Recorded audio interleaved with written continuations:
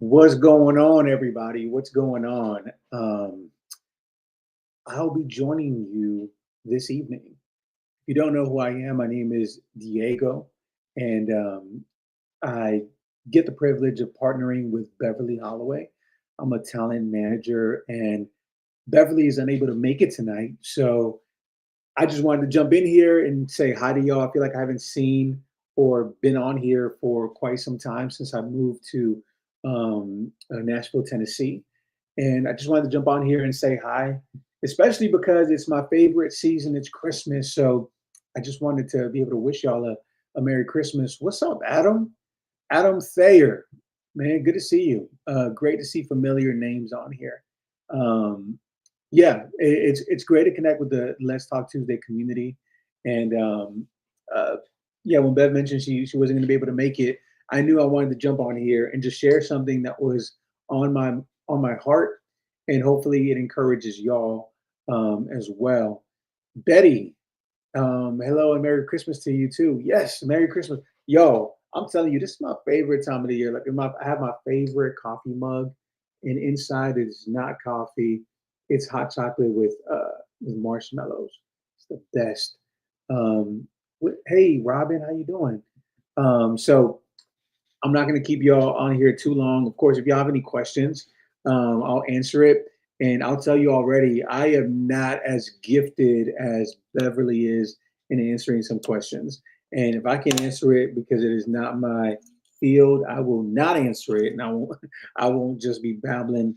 Well, get it, Betty. Get you some hot chocolate. You deserve it. You deserve some hot chocolate.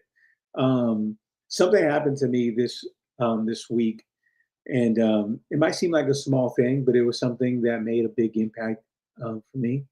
And I feel like maybe this is something that could connect with many of you.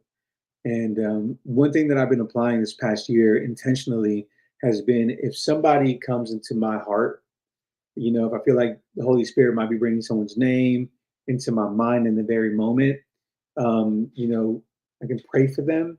But one thing I've been doing this year has been I've just been calling them, or sending them a text, and some of which have been some of my friends from back in Miami that I've known for like 15 years, and I've just been, you know, anytime they come to my mind, give them a call and just check up on them and try to be as not as transactional about it.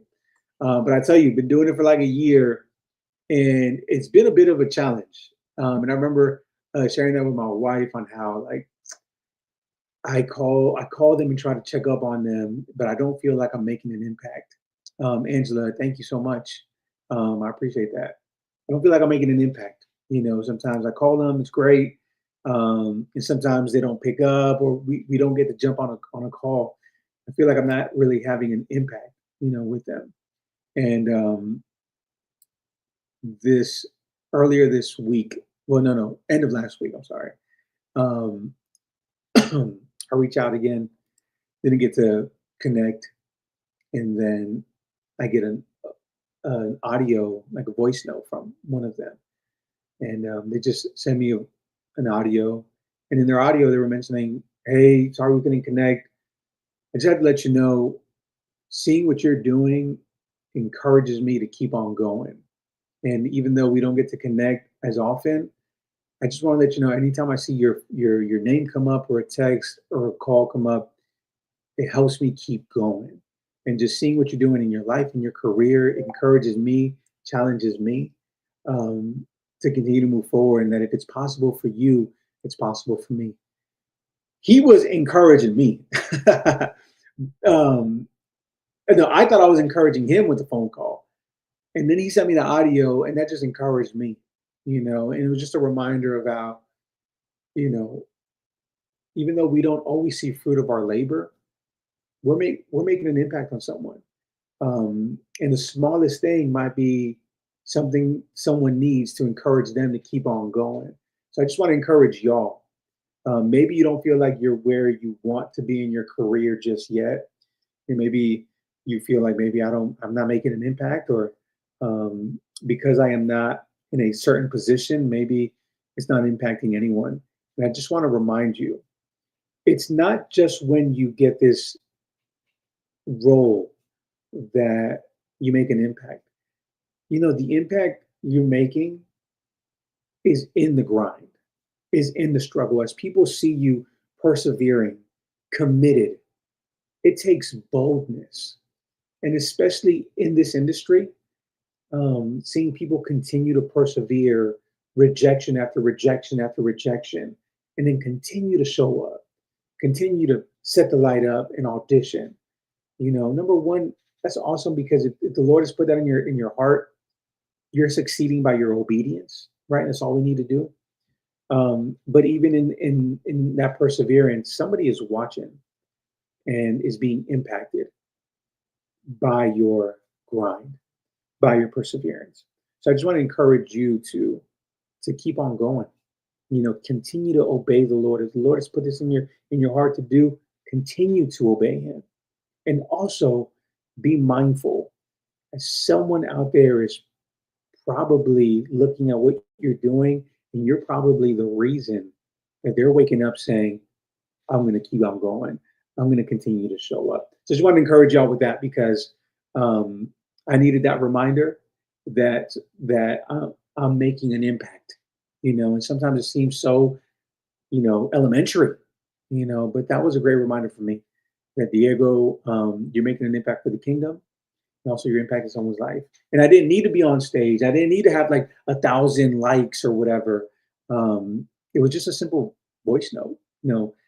So encourage you on two things: keep on going, but also if someone comes to your mind, um, don't just pray for them. That's amazing praying for them, but also give them a call. Like send them a text right at that moment. Give them a call right at that moment. You never know what the Lord is up to in that. So that's what I wanted to share this evening.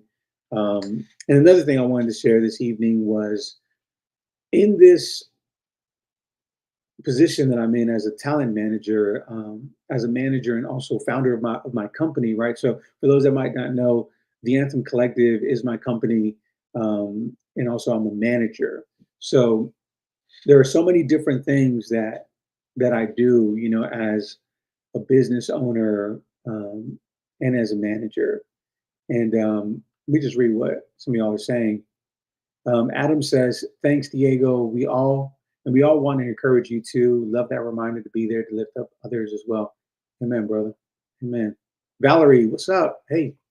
So there are different moving parts as a talent manager and business owner. Rather the administrative end that I'm having to do.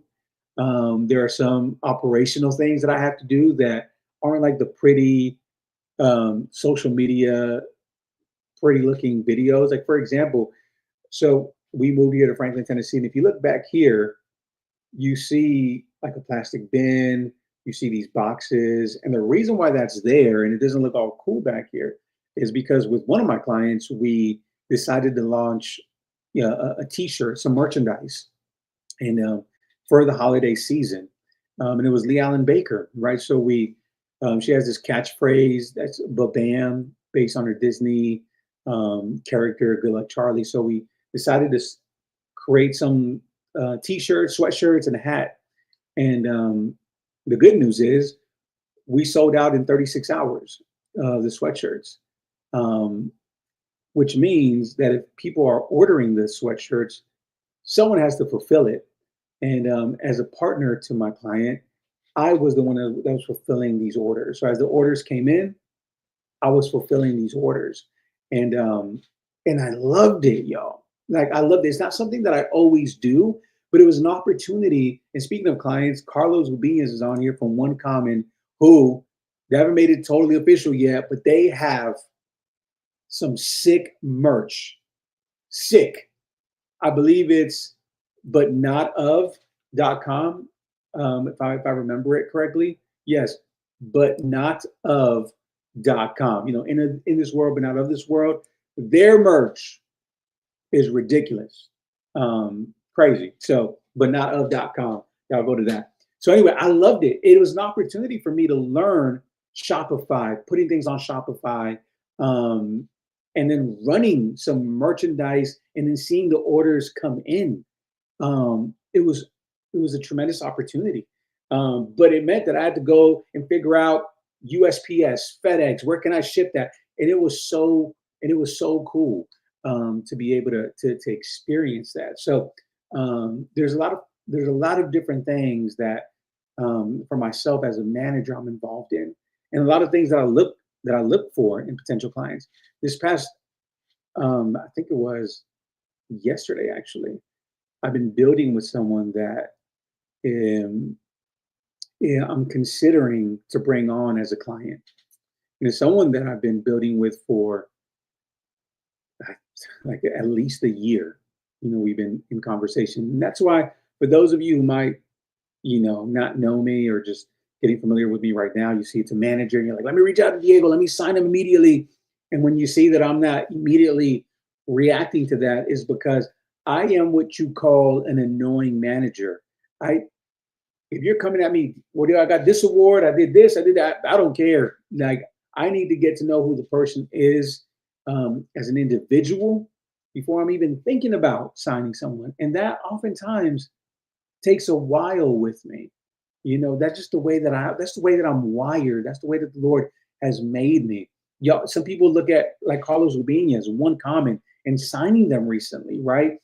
Or for the past year now. You know how long I've known these dudes? I've known these dudes for like 10 plus years, So um it takes a while. I'm very intentional. And the older I get, the more I'm in this business, the more intentional and the more filtering that takes place in me considering to bring someone on as a client and me as a manager. So I had this conversation with someone. I think that we're now being more intentional in this, um, and really trying to figure this out. What it looks like, what it would look like, and what each side is looking for. We have the relational aspect now, but then we start breaking down different things in the conversation. So I thought it'd be helpful for y'all. I wrote down in preparing for this. I wrote down what I look for in terms of my process for considering a client. And this is just considering, and I'm not. Again, I'm not. And this is not an invitation for you to be like, well, check, check, check. I'm gonna DM Diego right now. Like that's not. I'm not asking for that. You want to DM me? You want to follow me? Great, cool. Let's be friends. But don't look at it as now you got to check these things off and we're going to work together. It ain't like that. So what these are the things, my thought processes. I was writing things down in preparation for it. When I was meeting with this person, we were having face to face and starting this actual professional conversation. First thing I look at whenever I'm considering somebody, number one is purpose over popularity. Purpose over popularity. Um, I'm not impressed by fame. I'm not impressed by accolades. I'm impressed by purpose. Right? Like when I sit across from someone, and this happens all the time when I meet with people, and the first thing they're telling me everything they've accomplished. And I get it. I get why you're doing that. And it's important. I'm saying just the initial things that I'm looking for. When you're sitting down and you're telling me everything you've accomplished, everything you've done, that is not what keeps the conversation going for me. What I look for is, does this individual, is, does he or she recognize their purpose? Do they know why they're doing what they do?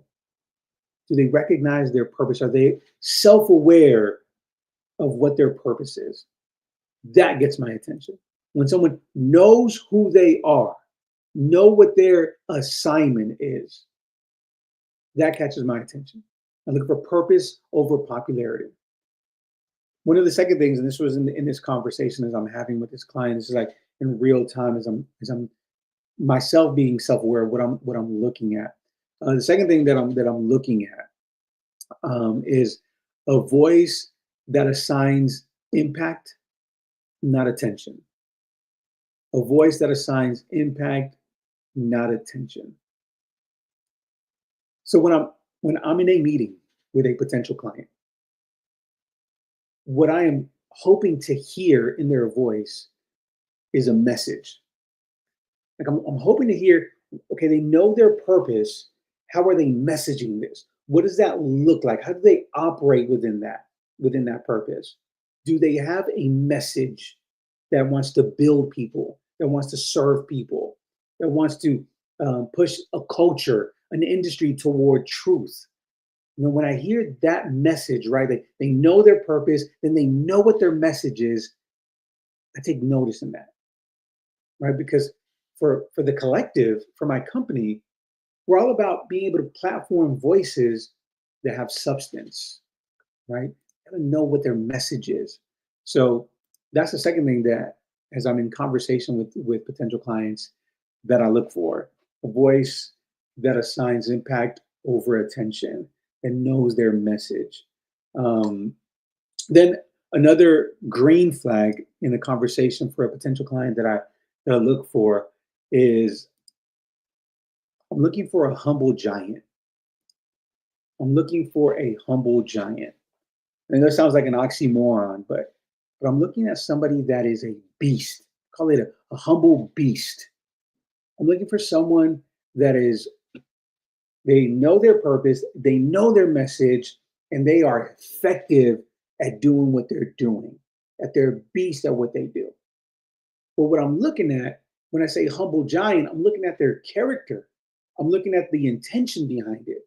Are they doing this from a place of humility, from a place of strength, right?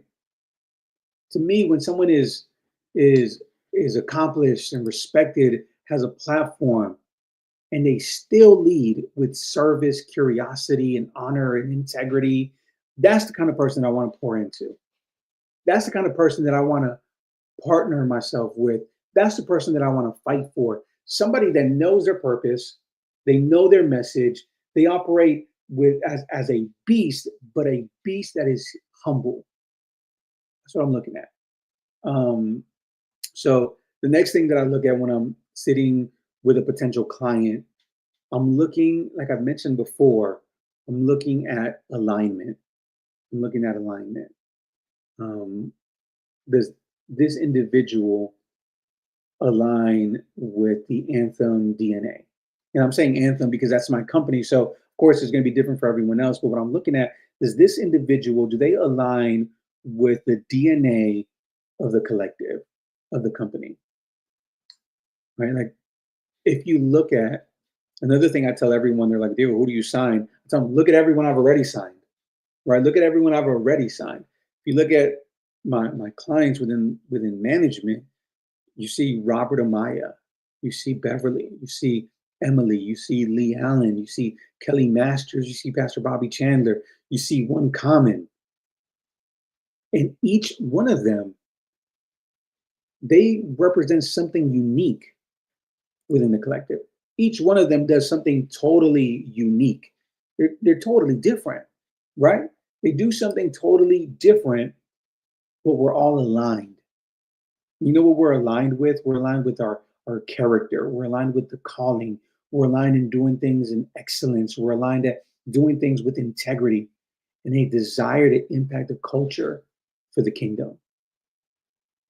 So when someone approaches me and we're having this conversation about potentially partnering as management, you know what I'm asking while I'm sitting with that person? I'm asking, do they fit this DNA? Do they fit the DNA? Because if they don't, it's not going to be fair for me, and it's not going to be fair for them because there's going to be constant friction. You know, so I look at, do they fit the DNA within the collective? And I'm not saying perfectly, right, but intentionally, because I'm very intentional about who I am bringing to contribute to the collective, right? So I'm looking at, does this person fit the DNA of the company? The next thing I'm looking at, this might sound a little bit weird, but when I'm sitting across somebody, I'm also looking at someone that doesn't need me, doesn't need me, but they want partnership. Someone that doesn't need me but wants partnership. And this is what I mean by that. The people that I sign aren't looking for someone to build their identity, right? They don't need me for that, right? Because I don't assign identity, God does. So I'm looking at people that already have that understanding that they don't need Diego to build their identity, right? They don't need me for that. They already know who they are, but what they want is partnership. They want strategy. They want a covering, right? If someone comes in asking me to give them value, I don't sign them, right? Because I'm not here to give you your identity. If they come in knowing their value, right? Like knowing their identity, they know their value and want to steward it with excellence, that's a potential client. That's a potential client. When someone comes in and they know their identity, they know their value, they're not waiting on Diego or management company to come and assign value. No, they want someone to partner with them to steward it in excellence. When someone has that understanding, to me, that's a major green light, and that's a potential client. See many people on here. So if this is something that you're enjoying and you want me to keep on going, just drop me a comment so I know you are still engaging. If you'd like me to keep on going, just so I can know if y'all are in this chat with me, and this resonates with you and this is connecting with you, just let me know in the comment. That'll be helpful because I can't hear anyone, right? And I can't see you. So reading your comment would be incredibly encouraging. So that was the next thing I'll look at is, for a potential client, I'm looking for someone that's already moving, someone that is already moving, but just desires structure. So what I mean by that, um, like when someone is sitting with me and they show me after we have all this other stuff, right? Like I'm going in the order of which I'm filtering a client. Betty, thank you. Nathan, thank you. Jill, thank you. Kathy, thank you. Of course. Renee, awesome. Adam, appreciate you, brother. Um, all right. So remember, we're going through the filtering process when I'm sitting with somebody, right? So I'm looking at somebody as they know their purpose, they know their message, they know their identity, they know their value. They recognize that they want a partnership, someone to help steward that. Okay, cool. So now when we're going through that, I'm looking at somebody that I'm hopefully is already moving in that direction. They just need some structure, right? I'm hoping to see someone, if you have all of this understanding of your purpose and your identity and your messaging and all that, right? If you have this understanding, I'm hoping you're doing something with it, right? I'm hoping to see, okay, cool. You know this is the industry the Lord wants you in. You recognize your talent, the value you're bringing, right? What are you doing about it? Because if you're coming and you're telling me, Diego, this is what I think I'm supposed to do. I really feel like I need to be an author. I think blah, blah, blah, blah. What should I do? You're out. I am not here to baby you when you haven't done your due diligence, because I don't think that that's a biblical thing either, right? It's the Lord demands us to be faithful with the little, right? So have you been faithful with the little? Hey, Carolyn, no worries. So I'm just the direction I'm in as a talent manager. I'm just walking people through my process in filtering out a potential client. And Beverly will be back next time. But as her manager and her partner in the industry, I thought it'd be helpful to maybe share from my experience as a manager what I look for. So we're on point 6. And so this is, I'm hoping to see what are you doing with what you know, right? And if someone tells me, I don't know what I'm supposed to do, what should I do? Hey, there's this really cool thing called Google.com, YouTube, there are Facebook groups, there are conferences. Do do what you can with what you have. You know, this isn't a thing for me to do that heavy lifting for you. I want to see you moving. I want to see, what are you creating? You want to be a speaker? Have you been speaking somewhere locally? Right? Like, have you done what you can with what you have? How are you serving, or how are you building? So I'm wanting to see someone that, if they know their purpose and their identity and their value, what the Lord has called them to, what are you doing about it? I want to see you moving so we can partner together. And I could bring what I can bring to what you're already doing, right? I can't build momentum for someone, but I can multiply momentum, right? I can help create structure and different processes for what you're doing. So that's a part of my filtering, what I look at. I want to see you moving already.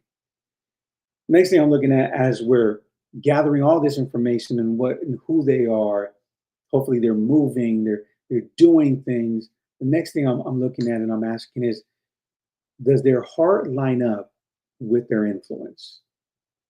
Does their heart line up with their influence? Right? What I believe is, you can have influence without integrity, but you can't be anthem without integrity, right? I'm not just looking for influencers. I'm not looking for people that have 1 million followers, 100,000 followers. Like, I want to see people that are effective in knowing who they are, whose they are. They are doing well in stewarding their gifting. Is their heart posture in the right place as they're building? If you're creating momentum, if you're creating movement, if you're grinding, is your heart in the right place? Because this industry is very shady, even in the faith-based industry, y'all. So I'm looking to see, what is their heart posture in a meeting. If I saw someone whose heart matched their platform, I'm having a second meeting with them. I'm having a follow-up conversation with them. These are some of, like, the initial things as I'm filtering out conversations. Um, these are some of the things that I look for. And advice that I would give anyone that doesn't have a manager or has maybe had a bad experience with a manager. And if you're wondering how to get signed, don't chase a manager. Don't chase a manager. Become become someone a manager has to pay attention to, right? I think in when we're working in the industry, you're going to meet a lot of people that over promise and under deliver, right? And I'm never going to be that.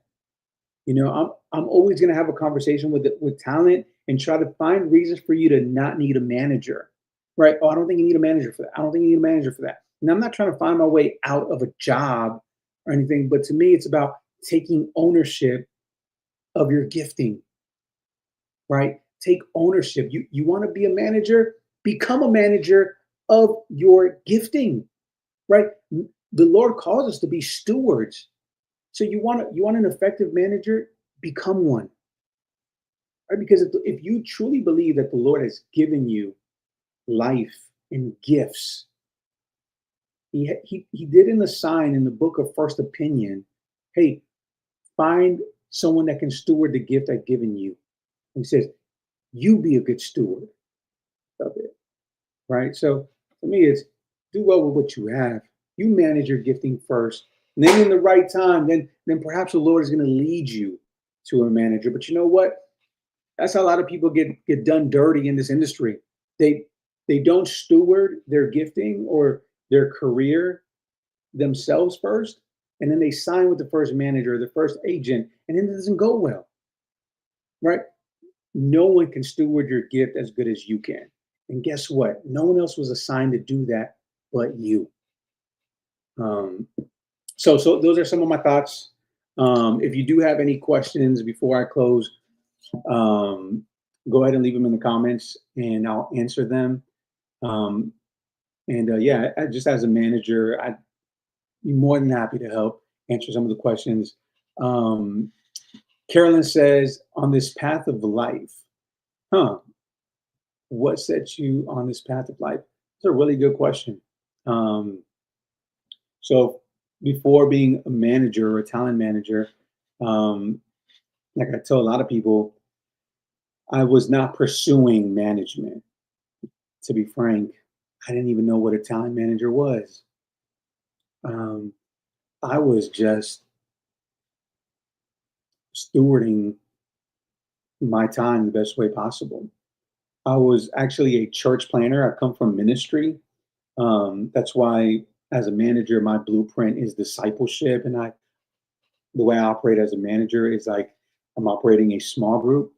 So I was a church planner, and I was helping pastor a local church. We planted a church in Miami, Florida, and during my time there, before I was an active um, individual in the industry, right, as a manager, I was an active supporter. So whenever concerts came to Miami, we would always go and support these Christian artists. And whenever Christian movies came to theaters, I was always at the theater. Whenever there was a movie premiere, we would go opening weekend just to support the movie because we believed these people were trying to be a light in a dark place, and we want to support that. And that's what we wanted to consume. So by simply doing, there was no transaction there. There was no plan of like, all right, Diego, you're gonna go attend these premieres to rub shoulders with some industry people so you could be a manager. To be totally transparent, I'm not that smart. I can't plan like that. I was merely going to simply support. Um, and I feel like one of the greatest ways that we can um, make an impact in the kingdom in terms of these movies is with our dollars and with our money. We want, if we really want to see these films in movies, then go watch them. Go pay for a ticket. So that's what we did. And long story short, there was an actor there that we kept rubbing shoulders with. I invited him to come and speak at the church, and we just kept on building together and becoming friends. His name is Robert Amaya. He's best known for the Kendrick Brothers film Courageous. And after a couple of months of building together, um, he he told me, "Hey Diego, I love your heart. I love the shepherd heart in you. Love how your mind thinks about media. Would you consider coming on as my manager?" And one of the things we laughed a lot about was my response was, what the heck is that? I didn't know what that was. I didn't. That's not what I was signing up for. But he told me, look, Diego, I'll show you everything I know about the industry. But knowing you, you're gonna learn. You're gonna soak it up, and if this is what God wants you to do, you're gonna do it. And he was right.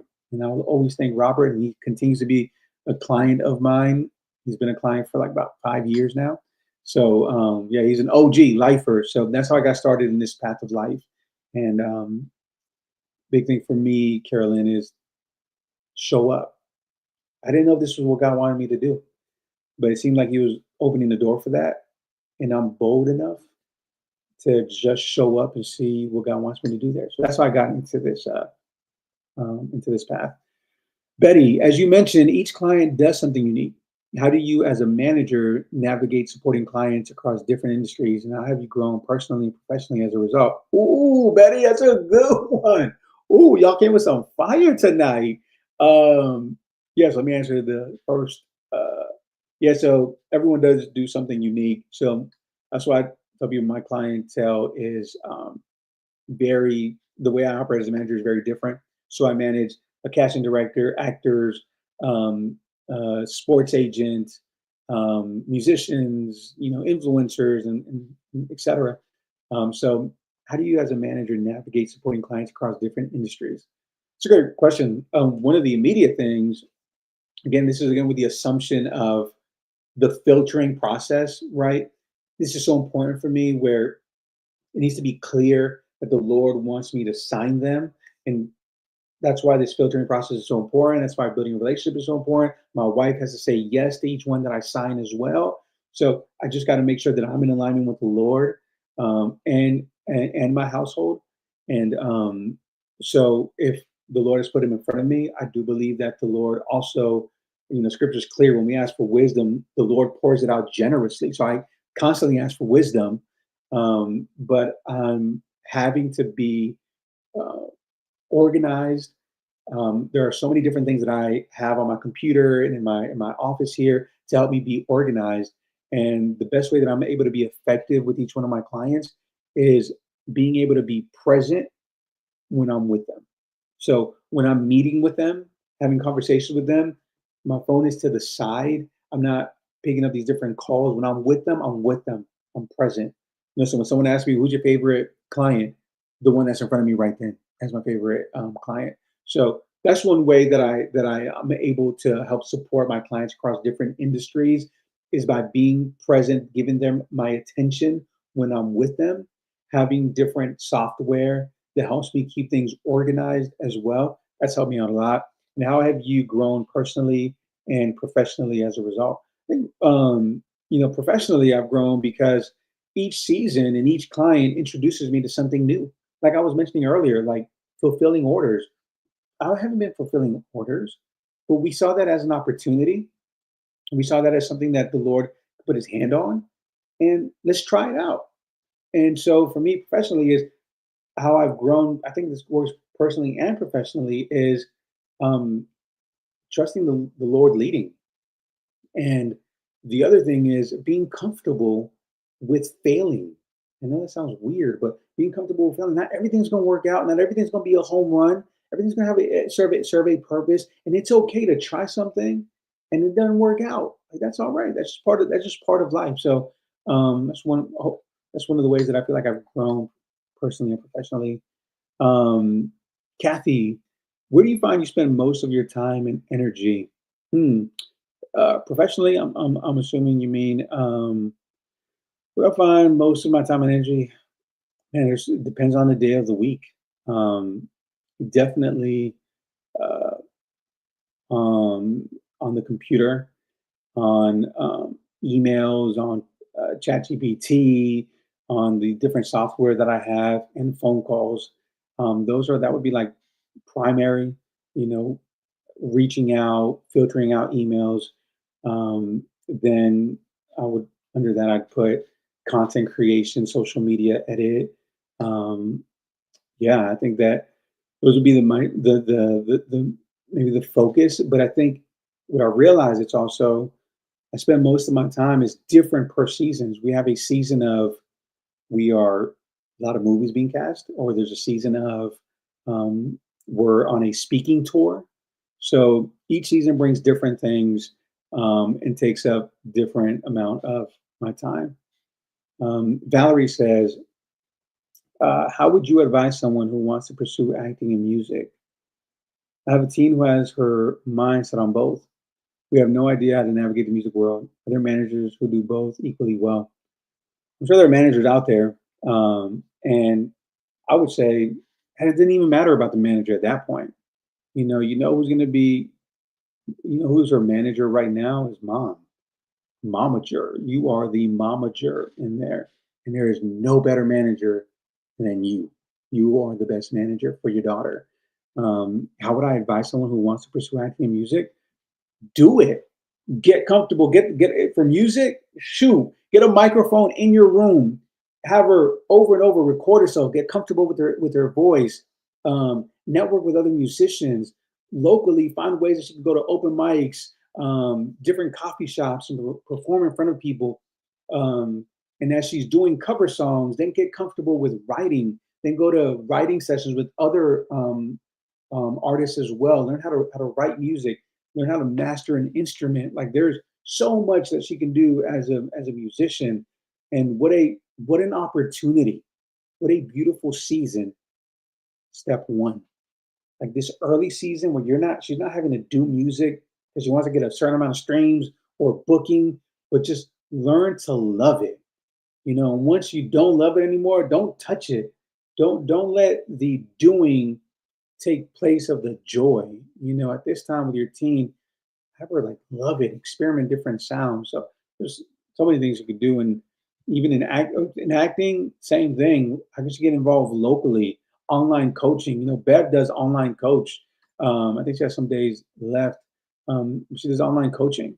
So I would get in there, go to conferences, network with people. You as a momager, You're gonna have to go in there and network with people, even though you might be an introvert. Gotta learn how to get network with people. Adam, love your insights. Thank you for sharing those. It helps to us all to crystallize the real reasons for continuing to do what we do. Amen. We've been involved in Christian ministry and evangelism. Love that, brother. 305, baby. Uh, thank you for sharing your path. It's inspiring. I appreciate you, Caroline. Dawn, hearing your heart warms mine. Oh, that's awesome. You may have already shared and I missed it. What is your dream? Oh, what a question. I love that question. Um, there are so many dreams that I have, but of course, I'm going to try to stick to um, the professional side, right? Like within management. Um, I have so many dreams within the company. The Anthem Collective is so much more than just management, you know, so much more than just industry. Professionally, with the Anthem Collective, I want to continue to create a a thriving business for my clients, but I want to be able to create a place of rest for my clients.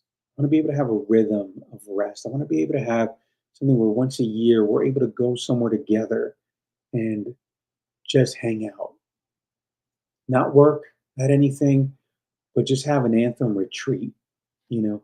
So I want to we'll start that off with my clients. You know, we're able to just do that. And we get to do that, hang out some now, but we all live in different states. And when we get together, it's amazing. For the Creative Exchange Conference, when we got together, it was amazing. But I want to have that. I want to be able to have the anthem retreat for my clients. Also for the next generation of anthem.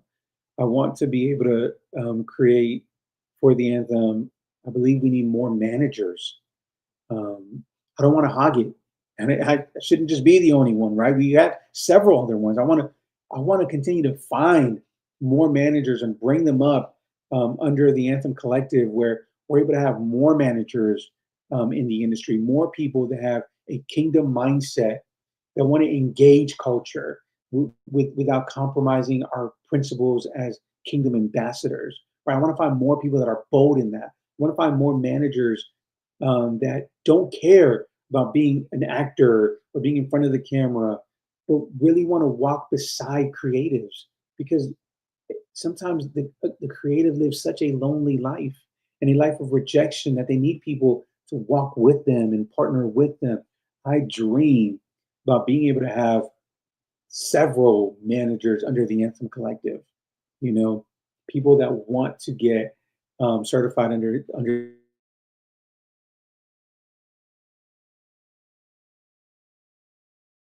managers. I dream of Anthem launching an agency, you know, where we're able to also pitch for our clients more intentionally, where it's not just management, but then we're also able to have an arm of as an agent as well. Um, I have a dream of continuing to build a digital impact for Anthem, where on social media we're able to partner with more brands. There's so many content creators that I see on social media that are Christian that put so much heart and time into their content. They're beasts on their on social media. So I want to be able to be more effective under our Anthem Creators division, which is more for our influencers and content creators, on being able to secure more brand deals to help equip creatives to be more sustainable on social media without having to go to a 9 to 5, but being able to really leverage social media so that they're able to make serious money from that. They can continue to focus on that and provide more content on social media, flood it with more kingdom content out there. So there's so much. I mean, I have so many dreams, Dawn. So, but those are some of the immediate ones that I think about. What up, Shauna? Um, let's see, Robin. I'm a big fan of James Clear. So James Clear is a beast. Atomic Habits. I love it. What are one or two habits you have that have helped you pursue the path that you are on? One of the habits that I've developed and that I've recognized has been my need for being outside. I know it sounds small or maybe so disconnected from industry or business, but being able to go outside on the walk, start my day outside, and having a rhythm of working out physically helps me be effective because as a manager, where it's just me right now. I'm in front of a computer a lot. I'm on phone calls, right? I'm on my phone a lot, on social media. This is my world that sometimes I could stay within it as a habit, until I get so drained, until I'm tired. I don't want to do anything, like that's what happens when you're on the computer so long. So a habit that I've done is we have two dogs. So every morning since we moved here, we have a park there. So every morning we go on a walk. We walk 2 miles every morning, and that has helped me out. It's become a habit where it's 1% at a time, as James Clear says. Something I've had to add to my schedule is that another small habit has been actually using my phone to, as soon as there's a meeting or someone texts me about meeting, immediately talking to Siri and saying, Siri, add this to my calendar, add this to my calendar, add this to my calendar. That's been like a small habit has made a big impact on that as well. So Shauna says, love your vision. Oh, I love that. That is an awesome goal. Don says, wow, rest. That speaks deep. Haven't heard anyone speak that before. That sounds like true sport. Amen. Appreciate you for saying that.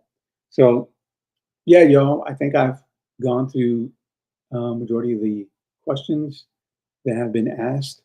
Hope this has been encouraging or informative. And if it hasn't, don't worry about it. Beverly will be back next week. But yeah, hoping I didn't ruin anything. I mean, miss anything. Let's see. My teen already produces her music and is on streaming. Okay, and plays locally and regionally. She would love to get a music contract. Hey, whatever direction y'all want to go on, I would tell you contracts are overly hyped.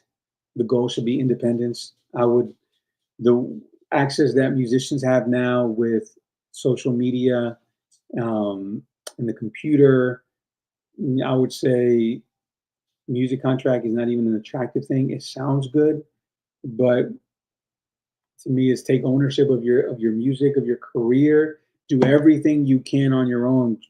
Record your music, write your music, book yourself, find ways to book you in local venues, grow your social media following, build your brand, sell your merch. And again, it starts off like James Clear says with the 1%, like sell a t-shirt, sell 5 first, sell 10 first, 11 first, and grow from there. There are so many artists that I know that have signed contracts with record labels, and they want to do anything but be signed under a contract, under a record label. Sometimes there's great record labels that you get a great contract with. There are many horror stories about getting on a record label. So to me, I don't think that should be the immediate goal. Appreciate you, Valerie. Nathan says, thank you. Love hearing your perspective. I heard from several of your talent you manage, but little from you personally. This was insightful and encouraging. I started doing church work and planning too.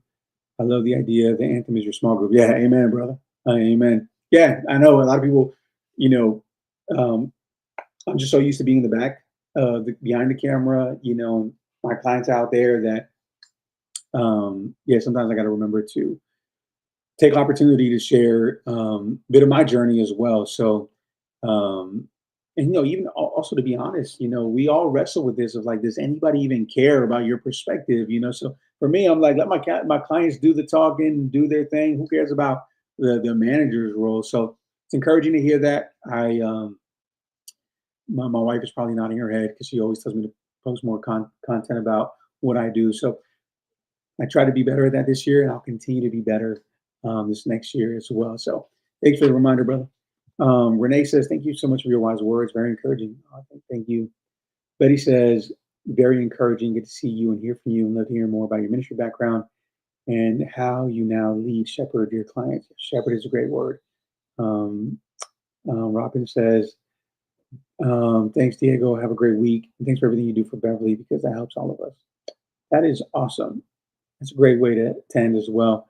As a reminder for anyone that has been wanting time with Beverly, for those of you who might not know, she is coaching. She has some I think she has some availability.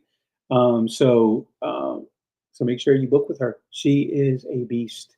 And it's so encouraging to hear people recognize how awesome my clients are because, I love them and I fight for them and I believe in them.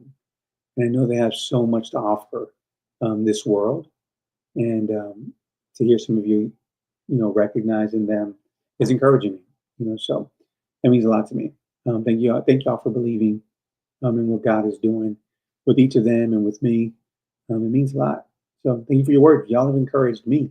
Again, I'm over here thinking I'm gonna encourage y'all, but you guys encouraging me. So whatever I can do to be of help to y'all, give me a holler. Thanks for hanging out with me tonight.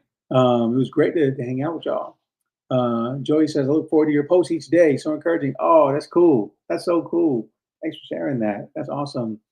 Um, that's really cool. Adam says, thanks for sharing, Diego. Love hearing more about you and your heart. Bless Christmas to you and yours. That's right, man. If I don't see y'all, well, I mean, I know I'm not gonna see y'all, but Merry Christmas, y'all. You know what else I've been intentional about this during this season is just being present. Before you know it, we're in January. I am soaking up as much as I can and being intentional about slowing down, being present, enjoying the season, taking time to just walk around and seeing the lights, going out to eat, right, grabbing some coffee. Y'all enjoy this season. What a beautiful time, even as Christians. Like we get to see the word Christ everywhere right now. So enjoy it, like be the hands and feet of the Lord, be present with your friends and family, encourage somebody. And if they come to your heart and mind, send them a text right away, give them a call. And just be present. Be present this season, y'all. Stay connected. Love y'all. Y'all have a great night. Talk to y'all soon. And we'll see you maybe next week.